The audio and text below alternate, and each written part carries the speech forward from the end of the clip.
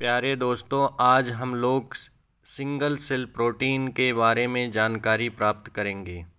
Protein की न्यूनता को पूर्ति करने के लिए सिंगल सेल प्रोटीन, जिसे एससीपी भी कहते हैं, एक महत्वपूर्ण पोषक है जो हमें सूक्ष्म जीवों द्वारा प्राप्त होता है।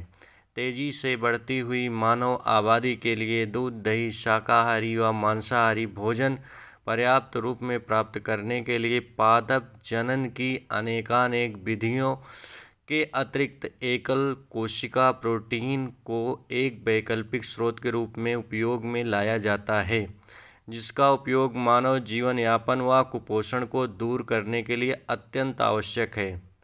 एडिबल सिंगल सेल बैक्टीरिया खाद्य एक कोशिकीय बैक्टीरिया को सिंगल सेल प्रोटीन एससीपी या माइक्रोबियल प्रोटीन कहा जाता है।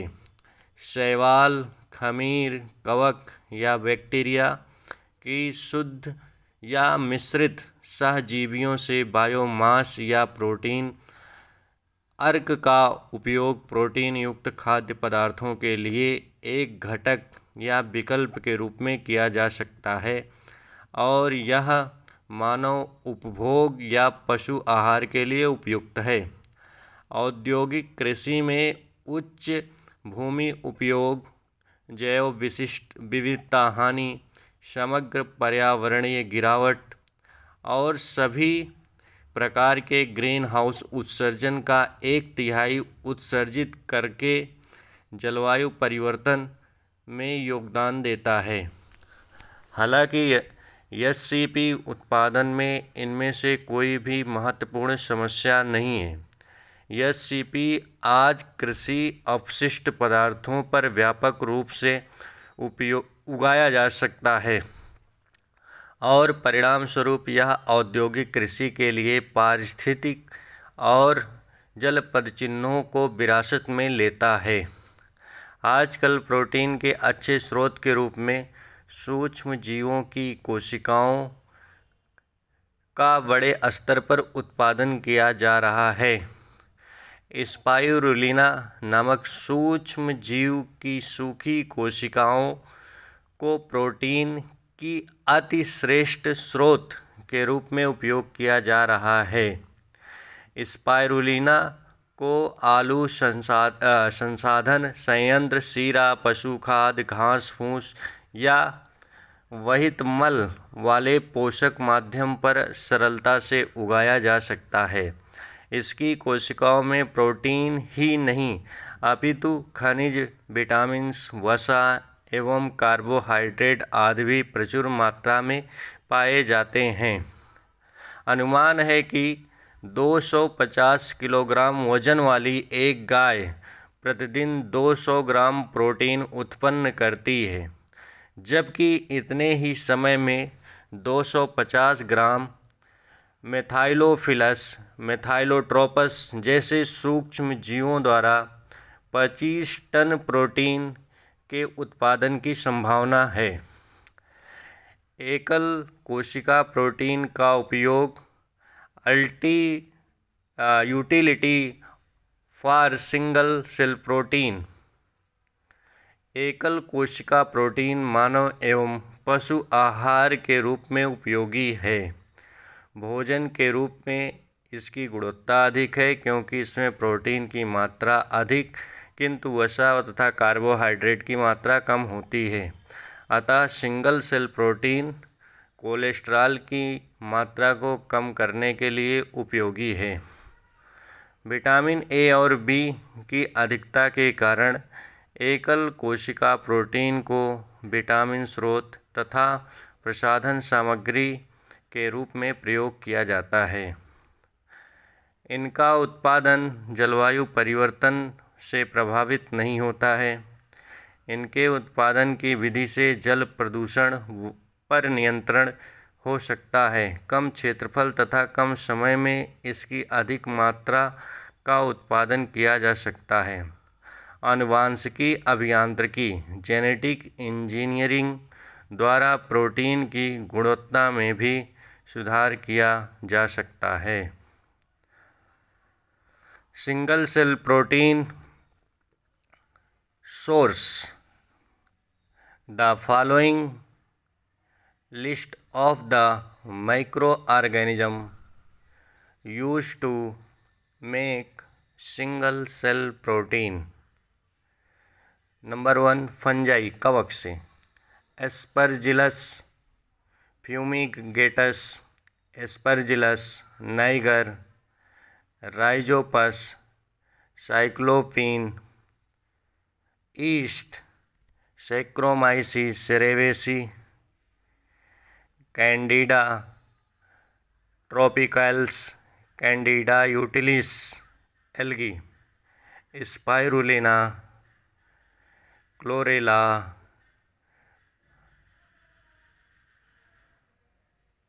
कॉन्ड्रस crispus, bacteria Pseudomonas, fluorescens, lactobacillus,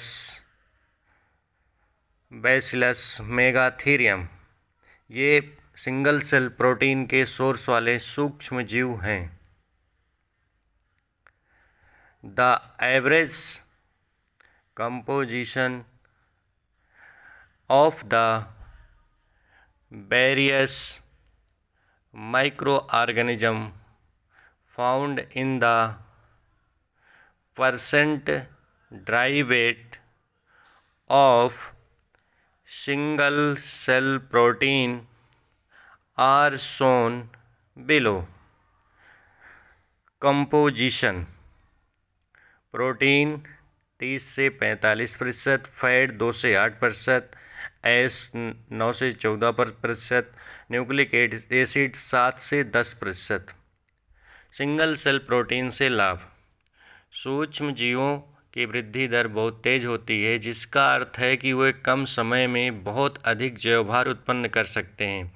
bacteria में अमीनो एसिड मेकअप को आनुवांशिक संशोधन द्वारा बदला जा सकता है। सबस्ट्रेट के रूप में अपशिष्ट पदार्थों सहित कई प्रकार के कच्चे माल का उपयोग किया जाता है। प्रदूषण के स्तर को कम करने में मदद मिलती है। जलवायु परिस्थितियों का उत्पादन पर कोई प्रभाव नहीं पड़ता। नुकसान: न्यूक्लिक एसिड की उच्च मात्रा वाले बायोमास का उपयोग करना कठिन है, क्योंकि इससे जठरांत्र संबंधित कठिनाइयाँ होती हैं। यदि पाचन तंत्र बायोमास विदेशी पदार्थ के रूप में देखता है तो उसे एलर्जी हो सकती है। बड़ी मात्रा में न्यूक्लिक एसिड उपस्थित होने से यूरिक एसिड का स्तर बढ़ जाता है। यदि उच्च गुणवत्ता में इसका सेवन किया जाए तो ये गुर्दे में पथरी और गठिया का कारण बन सकता है। द्वितीयक विषाक्त मेटाबोलाइट्स की घटना जो अति संवेदनशील तथा त्वचा प्रतिक्रियाओं के का कारण बनती है, एक संभावना है। जटिल मशीनरी का उपयोग होता है, इसलिए इसके उत्पादन में पूंजीगत लागत महंगी होती है।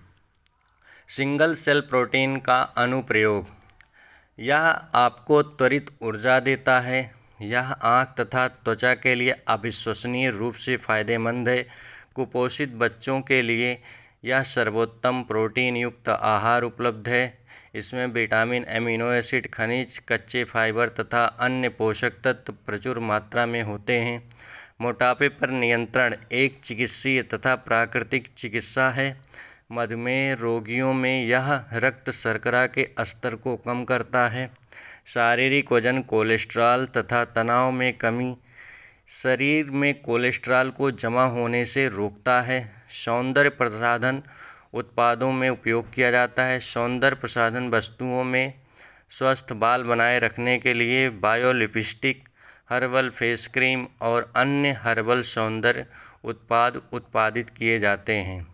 पोल्ट्री में उपयोग इनका उपयोग मवेशियों, पक्षियों, मछलियों को खिलाने के लिए किया जाता है, क्योंकि यह प्रोटीन तथा अन्य पोषक तत्वों का एक बड़ा और सुविधाजनक स्रोत है।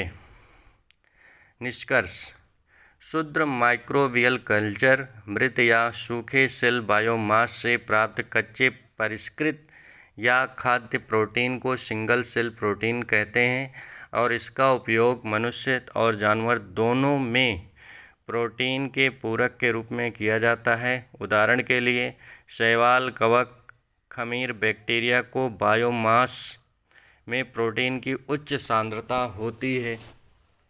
इन बैक्टीरिया को कम लागत वाले सबस्ट्रेट जैसे कृषि अपशिष्ट, लकड़ी की छीलन, चूरा, मकई के भुट्टे, साथ ही मानव तथा पशु अपशिष्ट पर संवर्धित किया जाता है। सूक्ष्म जीव इन संसाधनों में मौजूद कार्बन, नाइट्रोजन को उच्च गुणवत्ता वाले प्रोटीन में बदल देते हैं, जिससे इनका उपयोग मानव तथा पशु आहार में पूरक के रूप में किया जा सकता है। सिंगल सेल प्रोटीन का उपयोग बछड़ों, सुअर, मछली पालन, यहाँ तक कि पशुपालन, मुर्गी पालन और मवेशी पालन के लिए चारे के रूप में किया जाता है। Single cell protein (SCP) protein की कमी की समस्या का एक असामान्य तथा यथार्थवादी समाधान है, जो संपूर्ण मानव आबादी को प्रभावित करता है।